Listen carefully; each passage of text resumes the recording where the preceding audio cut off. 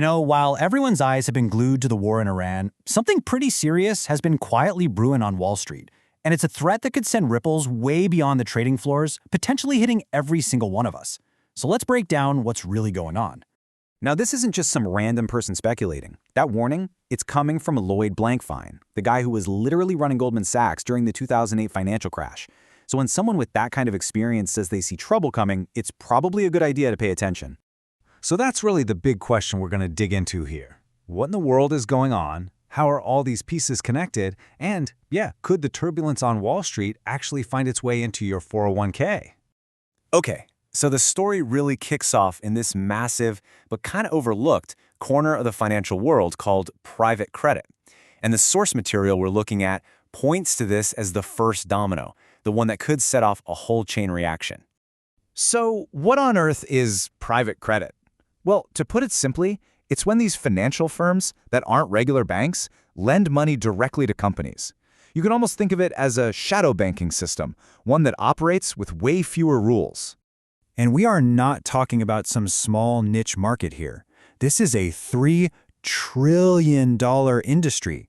I mean, to give you some perspective, that's bigger than the entire economy of the United Kingdom. It's huge. So how did this thing get so big so fast? Well, after the 2008 crash, banks got hit with way tighter rules, so they backed away from making risky loans. Private credit just swooped right in to fill that void. They offered investors these amazing high returns by lending to companies that the big banks wouldn't even touch. It was a pretty simple trade-off, really. Less regulation meant higher risk, but it also meant the chance for a much higher reward. And then the cracks started to appear. After a few big companies went bankrupt in late 2025 and early 2026, Jamie Dimon from JPMorgan Chase dropped this now famous quote. And the source material says this was basically his way of warning everybody that those first few failures weren't just one-offs. They were a sign of a much bigger, hidden problem. And the market? It reacted exactly how you'd think it would. It panicked. In just the first quarter of 2026, the stocks of these major private credit players just went into a nosedive. Blue Owl, a huge firm in the space, dropped by 40%. Even a titan like Blackstone saw its stock fall by 30%. Then the panic started to feed on itself, creating this really dangerous feedback loop. As investors got spooked, they all rushed to get their money out. The problem was, firms like BlackRock couldn't just give it back. It was all tied up in these loans that you can't sell overnight. So they started limiting withdrawals, which of course just made everyone panic even more. It's your classic bank run, just happening in the shadows. And this all leads to the next huge question. Can this problem just stay in its own little corner, or is it about to spread? Well, according to our source, the risk of this thing going viral is very, very real. And here's the absolute key takeaway. That wall that was supposed to separate the normal regulated banking system from this risky world of private credit, it's crumbling. The path for this contagion to spread into the mainstream financial system is wide open.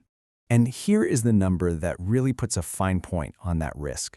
Moody's estimates that U.S. banks have a staggering $300 billion of exposure to these private credit loans. So no, they are not immune at all. So you might be wondering, well, how did that happen? It's actually kind of a clever workaround. See, the banks didn't make those risky loans directly. Instead, they lent money to the private credit firms. Those firms then turned around and made the risky loans. But here's the catch. When those loans go bad, the private credit firms can't pay the banks back. So the risk just took a little detour, but it ends right back at the bank's front door. Okay, so as if a massive, risky debt market teetering on the edge wasn't bad enough, the source we're looking at highlights two other major factors that could basically pour gasoline on this fire. First up is a really controversial government policy. Back in August 2025, the Trump administration issued an executive order. Now, the stated goal was to democratize investing, to give average people with 401ks access to these alternative assets. But the source we're examining here suggests a very different motive, that this was really just a way for Wall Street to unload all these bad loans onto everyday investors right before the whole thing blew up. The second factor is timing. The timing here is just wild. This stress in the private credit market is hitting a boiling point at the exact same moment that another massive problem is peaking, a historic bubble in the U.S. stock market, a bubble being pumped up almost entirely by AI hype. And to put this into perspective for you, the total value of the U.S. stock market is now over 210% of the country's entire GDP. Think about that. That's higher than it was at the absolute peak of the dot-com bubble. It's way higher than the peak right before the 2008 crash. By this metric, we are in completely uncharted territory.